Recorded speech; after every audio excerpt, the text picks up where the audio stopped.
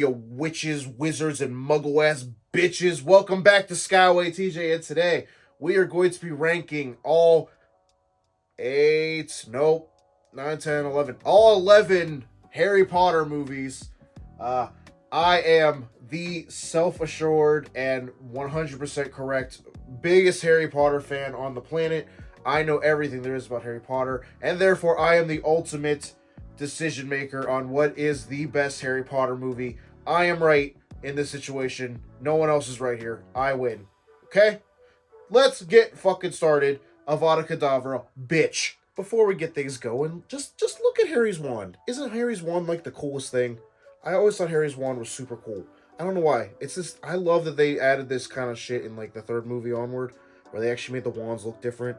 Harry's with this thing. I can't even tell if you can see this. Anyway, at the absolute bottom, we have Fantastic Beasts: Secrets of Dumbledore. This is the latest one that came out, and pretty much the one that killed the Harry Potter franchise, movie-wise anyway. Secrets of Dumbledore sucks. There's way too much going on, and the plot is too convoluted to make any sense out of anything. It picks up where Crimes of Grindelwald left off, and that movie also had way too much going on, too many characters, and everything. The whole problem with the Fantastic Beasts movies is they want to be all this crap leading up to Grindelwald versus Dumbledore, but like there's nothing going on that makes it interesting. It's too convoluted, and I don't understand why Fantastic Beasts is even a part of the title. Like, if you wanted Fantastic Beasts movies, they should have been like if Newt was like a Pokemon type thing and he had to go around and collect creatures or something, or like you could do things like that. Or if you wanted a Grindelwald story, then why is the fucking shit called Fantastic Beasts? I don't know. All these movies just kept getting worse and worse, and this one is definitely ass. And we're not even getting the final two movies anymore because, you know, that one was so bad. So we're cooked. Boo. Next up, we have Bellatrix Lestrange's wand. Thought you should know. Anyway, we have next up at number 10 is Fantastic Beasts: Crimes of Grindelwald. Like I said, these movies just got progressively worse. The Fantastic Beasts ones, they're not good. Yeah, this one we finally get Grindelwald going on. Johnny Depp is good as Grindelwald, and like his whole plan is going forward. So, you know. But then he uses his fucking future seeing powers to show everyone World War II and everything, and like there's all this convoluted ass backstory on who Credence's real parents are and how he's a Dumbledore, and there's stupid cliffhangers, and it's dumb, it's stupid, it feels like a cheap TV drama or something. It's just not good. Like, I want these movies to be good. Like, I want it to be clear, like, going in as a Harry Potter fan, you want the movies to be good, but there's just too much going on here that it works against itself, and there's too many fucking characters. You can't get me invested in this if you introduce them for like 5 fucking seconds and expect me to care for them. I can't do it. The whole ending is it's just dumb. It's a bad movie, and you know, that's unfortunate. Next up, we have the Wand of Neville Longbottom. Don't even know why I have this one, to be honest, but it's still fun. Anyway, number 9, we have, you know, Fantastic Beasts and Where to Find Them. To be fair, this movie is not that bad. It starts off really fun. Newt Scamander is a fun character. I like seeing all the Fantastic Beasts. This movie was a promising start to this spin-off series of new Harry Potter content. But once you started realizing it's all about fucking Grindelwald and that the Fantastic Beasts are slowly taking a back seat, like that's where the direction going, then in hindsight it just looks worse compared to the rest of them, because like it could have been a cool, if this was a one-off movie and it was just about Newt doing things with his magical creatures, then fine, this movie would probably be higher up. But it led into these fucking Grindelwald movies, and it's not good in comparison. I do think that Jacob Kowalski is one of the best characters we've ever gotten in Harry Potter. He's hilarious. But, you know, you can only do so much. And, unfortunately, the main series is just better overall than this one. That might be nostalgia talking, but I think most Harry Potter fans agree that, like, this could have been fun, but it wasn't. Time to enter the main series with Ronald Weasley's wand. Anyway, we're finally at the main series, the movies that are actually pretty much good. All of these, I don't think I would consider any of these movies actually bad. Um, this is just preference at this point, like which one I would rather watch again. I don't think there's a bad Harry Potter movie in the main 8, but you know, someone's got to be. It's a ranking. So I have Harry Potter and the Half-Blood Prince. Now listen, even when I read this book, it's the one that I dread the most because it's very long, and it's pretty much just the Voldemort backstory book. And this movie's not really that different. Nothing a lot happens. It's the one, you know, spoilers, I guess, if you haven't caught up on Harry Potter in the past 10 years, but like, this is the one where Dumbledore dies. You get revealed that Snape is the Half-Blood Prince and everything. Also, just clarify, I'm going off of the movies, not the books. So, the way they portrayed Ginny and Harry's romance in the movies is pretty bad compared to the books. So there's that. I don't know. There's just a lot in this that I don't like. It just feels like it's leading up to the finale, but like, I just don't like what they did in this movie. It's very, and by this point, the Harry Potter movies are so dark. Like, the gradient is going all the way down throughout these movies, and this one just feels kind of ass to sit through. It's not a bad movie by any means. It's just not my favorite, and there's just not a lot going on in it that I like enough to put it higher up on the list, you know? Hermione Granger. Always loved Hermione's wand because it has all this vine on it. Next up, we have Harry Potter and the Deathly Hallows Part 1. Now, there's a lot I like in this movie, but at the end of the day, it's a Part 1. So all the boring stuff from the book of Deathly Hallows is in this movie. It's just because all the good stuff is in Part 2. I mean, you do get good moments in this one. I mean, you get the breakout from Gringotts. You get Dobby's death, which is a very emotional scene. Although the movie, it doesn't hit as hard in the movies because Dobby wasn't in the. You haven't seen Dobby since Chamber of Secrets in the movies, while in the books, Dobby is in like every damn book after Chamber of Secrets, always helping Harry do something, but the movies didn't want to pay for the CGI for that, so Dobby's not in the movies. Whatever. It's a good movie. It has fun scenes that I like, but overall, it's a Part 1. I don't like what they did with Harry and Hermione in that tent when Ron left them. I know it's supposed to be like a friends comforting each other dance thing, but in my mind, every time I see that, I'm like, are they trying to do a Harry and Hermione romance thing, and it just feels weird. I don't know. It's a good movie, but it's just not my favorite. The Wand of Draco Malfoy. Alright, next up I have Harry Potter and the Order of the Phoenix. This is the longest Harry Potter book, and the movie isn't as long, but it's still decently sized. Years ago I would have put this one at the bottom, but after rewatching them, this movie's not that bad. It has a lot of cinematography that I like. I like all the stuff in the Order of the Phoenix, or not the Order of the Phoenix, in the Department of Mysteries whenever shit's going down and all the prophecies are falling off the wall and the fight with the Death Eaters and everything. All that's really fun.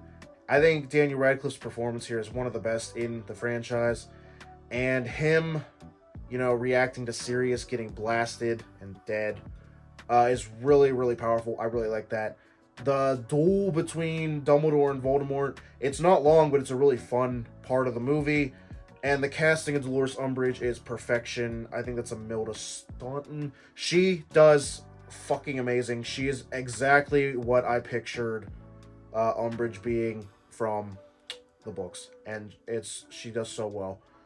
Yeah, I think Order of the Phoenix is pretty decent.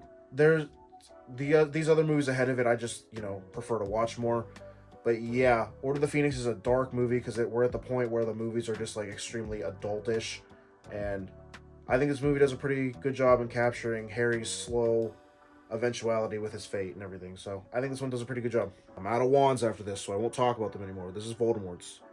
Isn't his fucking wand badass? Like, damn. Anyway, next up, might be controversial, I don't know. I have Harry Potter and the Sorcerer's Stone. Now listen, it's the first one. It's good. It's a good movie. Of course it's good. Great casting. Probably the best casting in movie history. Every character I pictured in the books is pretty much portrayed on screen how I saw them. Alan Rickman is the perfect Snape. Hermione's exactly as I saw her in the books. Daniel Radcliffe is such a good Harry Potter. You know, Rupert Grint is Ron. It can go on and on and on. This movie is pretty much it's almost exactly adapted from the books, like 100%. Everyone in it is giving their all. It's just, you know, as the movies went on, they all just got really, really good. And when I put on a movie marathon, you know, they're really young in this one. So, like, you know, I just want to see, like, the further ones. But this one's, I'm not going to discredit it. This one is good as fuck. And it gave us the rest of these movies. And Chris Columbus, you know, he did a perfect job in directing this movie and giving us a world to build upon. And that's really fun. And I really enjoy that. So, you know, that's why it's here. It could be higher in a lot of people's list. I understand that. But for me, it's here. And, you know, that's fine. Alright, next up, I have Harry Potter and the Goblet of Fire. There's a lot wrong with this movie. They cut a lot from the books because at this point, the books were like, you know, this big. But to be fair, that's fine. I just like a lot of the set pieces in this movie. The dragon shit is really fun to watch and see. The underwater stuff gives me claustrophobia because I'm afraid of drowning. So that shit is really tense, and I really like just seeing the visuals of Harry turning into a fish creature. And the maze, you know, while in the books, it's a lot cooler. There's a lot more creatures in there. And then the movies, it's kind of just like scary wind hedges. Whatever. It's still fun as fuck to watch. It's every time I watch a movie, I get hype as hell. This is the turning point in the franchise. It's when Voldemort comes back. So we finally get Ralph Fiennes in the role. It's a good movie. I don't have anything really bad to say about it. While it's not that faithful an adaptation to the book, it's fun to watch. And if we're ranking movies, it's one I would like to see more in comparison to the others. So that's why I got Goblet of Fire here. I think it gets too much hate as a movie. Next up, I have one that I know people won't agree with. I have Harry Potter and the Chamber of Secrets. All day on the internet, I hear about how Chamber of Secrets is one of the worst Harry Potter books or movies, whatever. You're wrong. Chamber of Secrets slaps. It takes everything good about the first one and makes it 10 times better.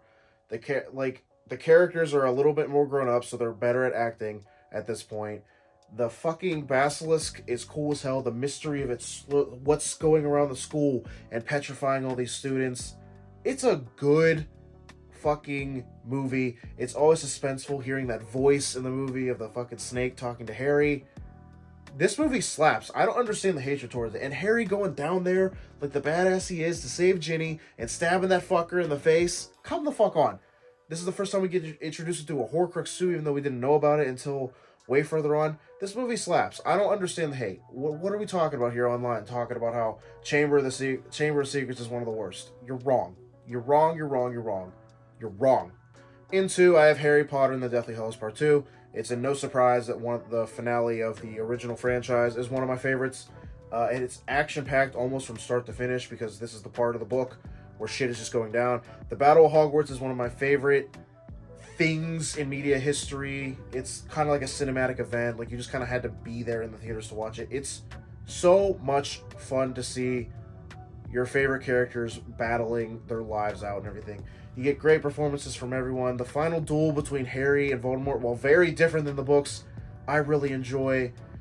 The final duel is so cool. You get all kinds of iconic moments. Bellatrix Lestrange gets fucking wrecked by Molly Weasley. There's too many to even count. This movie just has a lot going on that I really enjoy. And almost every time I watch a Harry Potter marathon, I can't wait to get to this one because it just has everything that I like about movies. And it's Harry Potter. So, that's why it's number 2. But my number 1 to this day is still Harry Potter and the Prisoner of Azkaban. I think this is the best Harry Potter adaptation because everything in it just feels like Hogwarts. This is the first... so this movie is whenever they pretty much changed the entire set of the Harry Potter thing. Like, Chris Columbus had his Hogwarts in 1 and 2. And then this one... the landscape of everything changed, and that's where we got these wands that actually have like character on them and everything, because they used to just be sticks. Like, they used to just be brown sticks. I just like how they changed everything to have everyone have something that's like adapted to their personality and to look cool. The style of the movies changed here, so You know, you get things like the Whomping Willow, the gradients. There's a lot more blues in the sky. Everything in this movie just feels like it's well shot, and the characters by this point are teenagers, so they're acting better. And the whole story of Harry finding out who his godfather is and who's Sirius Black is coming for him, but not really, because he just wants to see Harry. It's all this crap.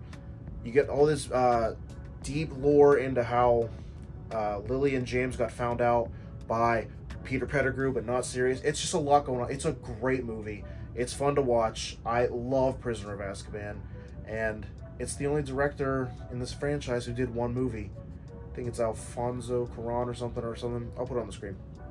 He did amazing, and he only did one movie, and it's kind of because I feel like he could have done a couple more, and he would have been good. But yeah, Harry Potter and the Prisoner of Azkaban is my number one, and I don't think it'll ever change. Sometimes I have it interchangeable with Deathly Hallows Part 2, but this one, when I go to rewatch a Harry Potter, this is the one I pick up the most. So, well, guys, thank you for listening to me babble about Harry Potter. That was my ranking of all 11 films. You know, next week we'll be back with another. Well, I don't even know. I might rank something else. If you have any suggestions for franchises, go ahead and listen down below. I've seen a lot of them, so there's a good chance. Try to pick ones that I've already completed, because I don't like to make videos in the future if they have movies coming out. You know, it'll be. Yeah. Thanks again for watching. I'll see you in the next one. Bye-bye.